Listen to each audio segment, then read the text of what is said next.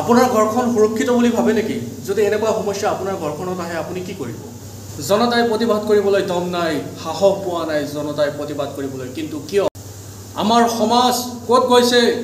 কেনেকৈ এইবোৰ ৰখাব পাৰি? এনেকুৱা সমস্যাবোৰ এটা গাঁৱত নহয় প্ৰতিটো কোণত হ'বলৈ ধৰিছে।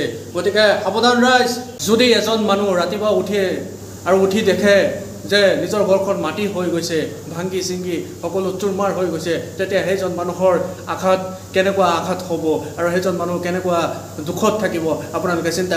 এই যে সৰু ল'ৰা ছোৱালী শিশুৰ হাঁহিবোৰ কান্দোনত পৰিণতি হৈছে, বুঢ়া মানুহবোৰ, বৃদ্ধ মানুহবোৰ, সেইবোৰৰ কি পৰিস্থিতিত আছে আপোনালোকে জানে নেকি?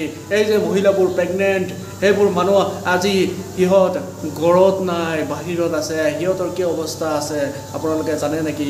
এই গৰমে চৰকাৰে কামটো ভালকৈ কৰি আছে, হয় চৰকাৰী মাটিত বসবাস কৰিছে, কিন্তু এজন গৰীবৰ জীৱন এনেদৰে নষ্ট কৰিব পাৰি নেকি? আমি পাৰি নেকি? জনাব।